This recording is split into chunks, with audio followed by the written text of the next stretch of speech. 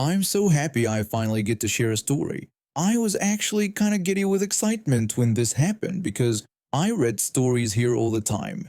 Just to give a little context, I live in Japan and I am Japanese born but went to university and law school in the States, so I'm fluent in both Japanese and English. After graduating with my law degree, I decided to move back to Tokyo to work at an international firm where I could use both languages. The hours are brutal, but the pay is good and I get to help bridge cultural gaps between Japanese and American businesses. This one day, I had three friends from law school visiting Japan for the first time. We had all been close during our legal writing study group, and they'd finally saved enough to make the trip they'd been promising to take since graduation. I'd taken a half day off work to show them around Tokyo, helping them navigate the subway system and acting as their translator while they shopped. We were in a massive electronics department store in Akihabara, and my friends needed help figuring out the differences between Japanese and American electronics. I had just come from work, so I was wearing my charcoal gray suit with a blue tie, looking very much like the attorney I am. After about 20 minutes of helping my friends understand the voltage differences and region locking on various gadgets, two large American men walked up to us with annoyed expressions on their faces. The first American rudely asked if I was going to help only the girls the whole time, pointing out that other customers needed help with English too.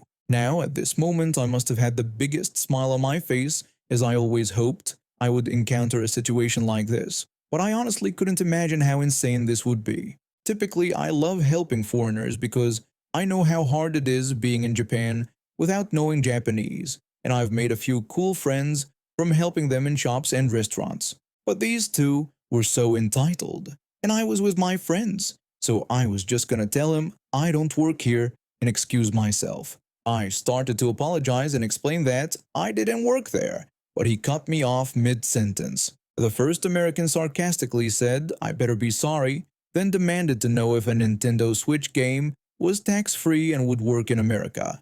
I tried again to tell him I had no idea because I didn't work there, but he interrupted me once more. The first American rudely ordered me to go check, complained about Japanese service, and compared the store to Walmart. At this point, I'm getting pretty pissed, cause he's now not only acting like a jerk, he's insulting my culture. Meanwhile, my friends are laughing their butts off, as they browse Reddit as well. If you're reading this, hey. So finally, I go and look at the game, read the back, and tell him.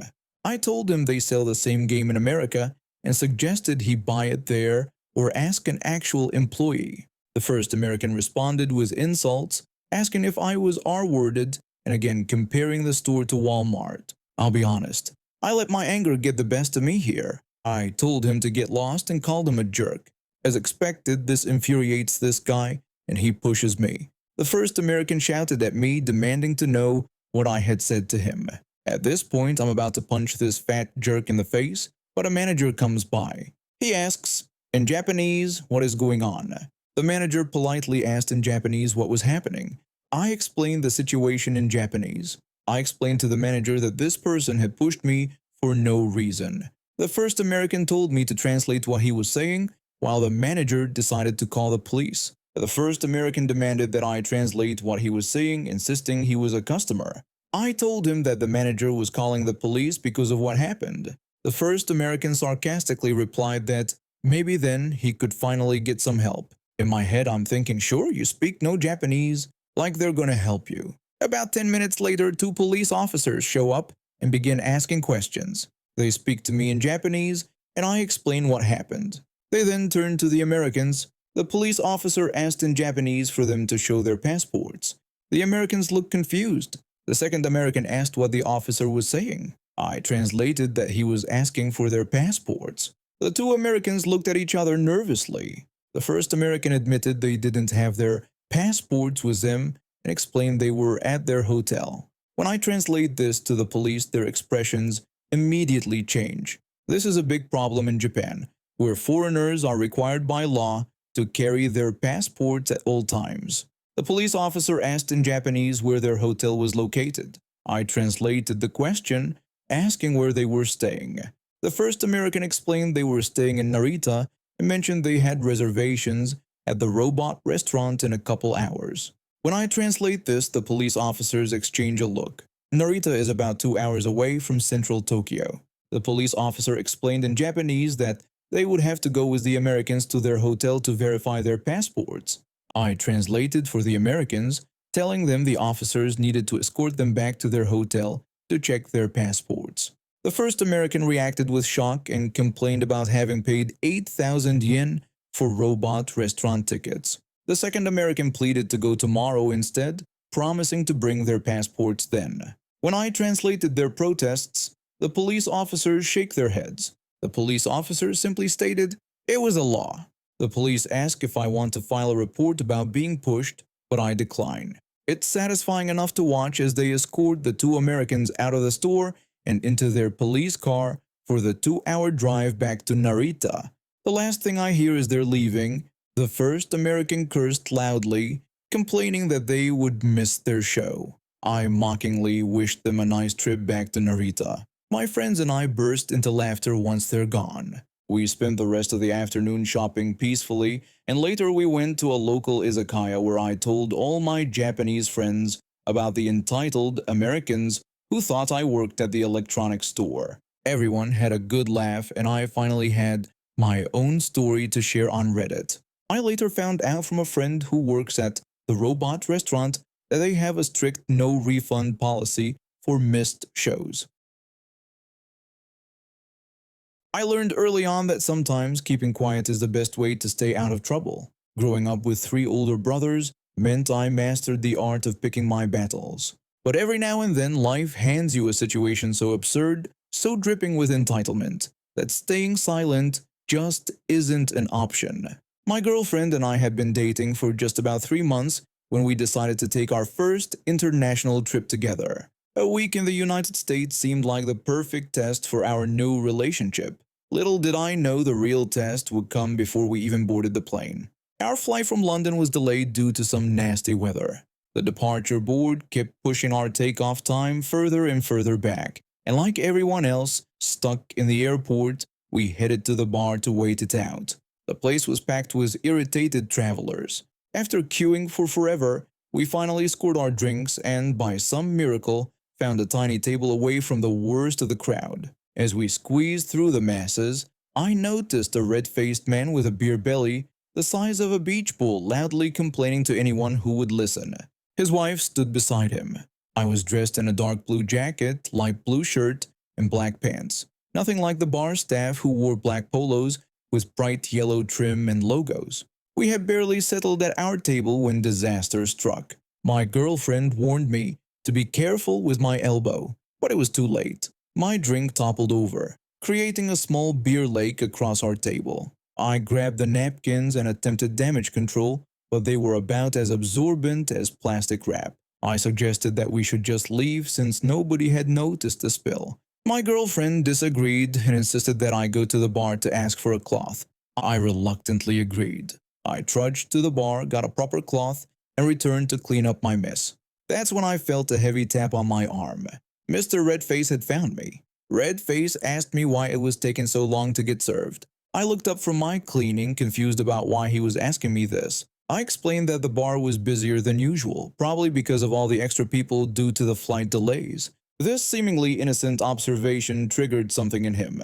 His face darkened to a shade of crimson I didn't think was humanly possible. He angrily said all the more reason there should be all hands to the pumps behind the bar. I stared at him, puzzled, and said I supposed he was right. He demanded to know what I was going to do about it. I asked him what he meant, which only made him angrier. That's when he exploded.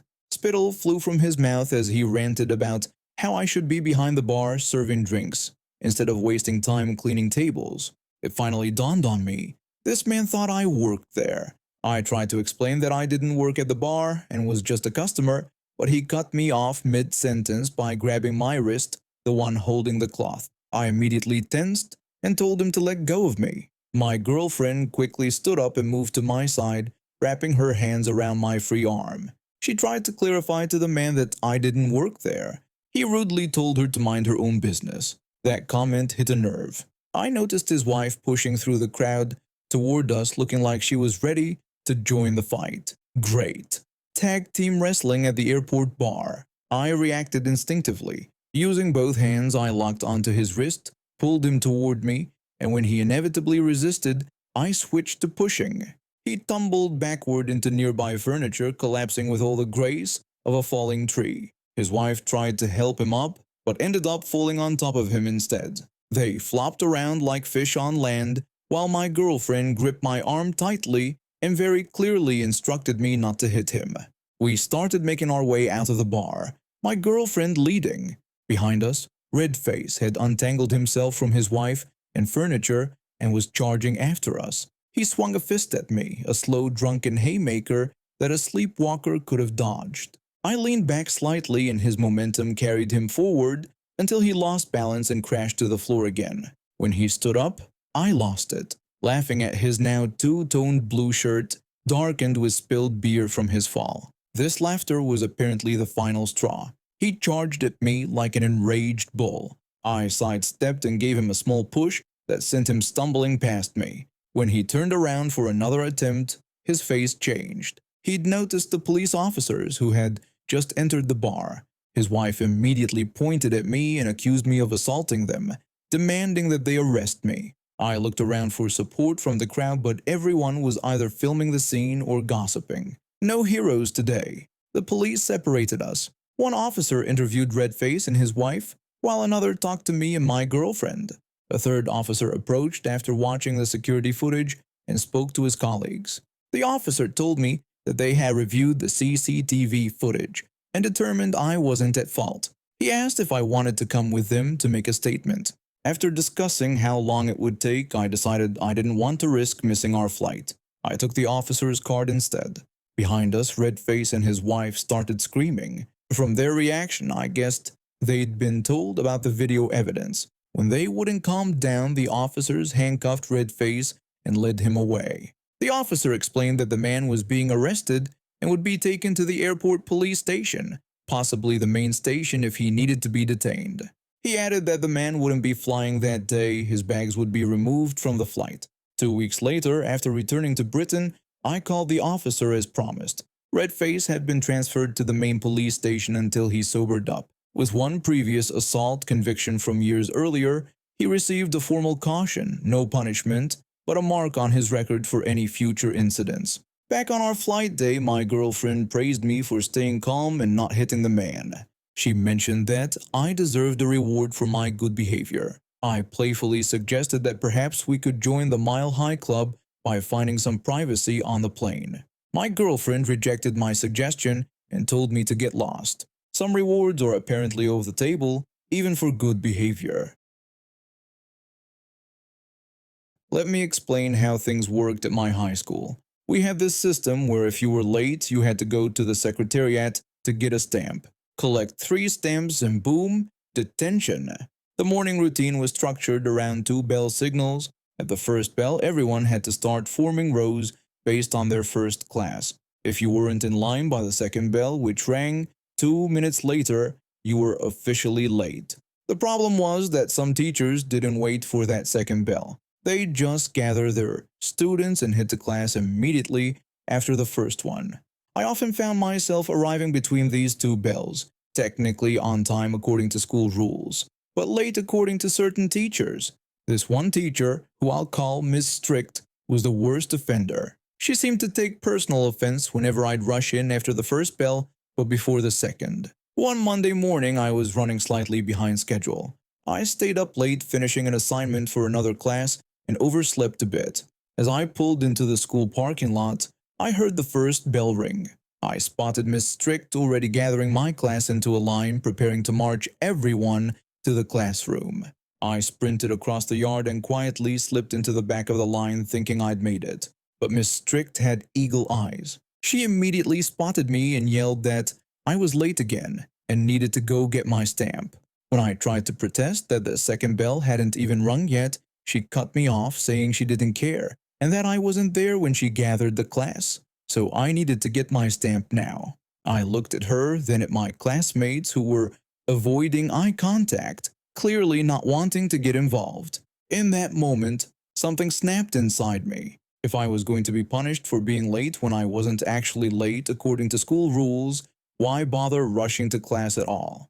So instead of heading to the secretariat, I turned around, walked back to the bike rack, and pedaled away from school. There was a small bakery about 5 minutes from campus that made amazing croissants. I figured if I was already late, I might as well make it worth my while. I bought a large bag of croissants, enough for the entire class, and then went home for a bit. I timed my return carefully, making sure to arrive at school with about 5 minutes left in the first period. When I got to the secretariat, the administrator looked at me with his usual disapproving stare. He warned me that I was cutting it close and that 5 more minutes would have meant 2 stamps. I brushed it off, saying it wasn't like I planned it or anything. After getting my stamp, I walked to Miss Strick's classroom with my bag of croissants. I knocked on the door and entered with the biggest smile I could muster, holding up the paper bag. Miss Strick's face went from surprise to confusion to anger in about 3 seconds flat. She demanded to know what I was doing, saying she had seen me arrive at school that morning and questioning why I wasn't in her class. I set the bag on her desk and replied with complete calmness. I explained that since she told me I was late and needed to get a stamp, and since I was already going to be marked late, I didn't see the point in hurrying to catch what little of her class I could. I mentioned I was also hungry since I had skipped breakfast trying to be on time, so I decided to get some croissants in the meantime. I opened the bag, and the smell of fresh-baked pastries filled the room. I assured her I had bought enough for everyone, not just myself. The class erupted in whispers and a few stifled laughs. Miss Strick was fuming, her face turning redder by the second. She told me my behavior was completely unacceptable, and that I couldn't just leave school premises. She threatened to report me to the principal. I shrugged and started handing out croissants to my classmates, who accepted them with varying degrees of amusement and incredulity. I offered one to Miss Strick, but she refused. Just then the bell rang, signaling the end of first period. We all gathered our things and filed out of the classroom, many of my classmates giving me approving nods or pats on the back as they munched on their unexpected treats. Later that day, one of the guys from the secretariat pulled me aside. He said we needed to talk about the croissant incident. I explained my frustration with getting stamps for barely being late, especially when I arrived between the two bell signals. He said he understood my frustration but explained that they couldn't allow students to leave school premises to buy croissants because it was an insurance liability. I challenged him, asking if it was okay for teachers to ignore the second bell rule, but not okay for me to respond to that unfairness. He conceded a bit, saying he would have a word with the teachers about following the proper bell schedule, but asked me not to pull something like this again. I agreed, and surprisingly, that was the end of it. No detention, no call to my parents, nothing beyond that conversation. The next time I joined our row between bell signals, Miss Strick didn't send me for a stamp. In fact, she never did again. I moved to South Korea to teach English at an after-school academy 3 years ago. Everything started well until management implemented a strict efficiency system. We had to clock in an hour before classes or face penalties. 5 minutes late meant fines. 15 minutes meant losing a day's pay. This felt ridiculous since we'd just sit around doing nothing for 45 minutes. At a staff meeting, I questioned if we'd get paid extra for staying late, as we often did when helping students or talking with parents. Management dismissed this, calling it part of being dedicated teachers. The response was immediate. At exactly 8 p.m., everyone began shutting down mid-task. Parents got cut off mid-conversation, students were handed to managers, and complaints flooded in. Then I had a realization. I could sign in remotely on my phone while getting breakfast and arrive just 15 minutes before class. Plenty of time to prepare. Soon, half the staff was doing this. When management noticed, they confronted me about signing in at 8 but arriving at 8:47.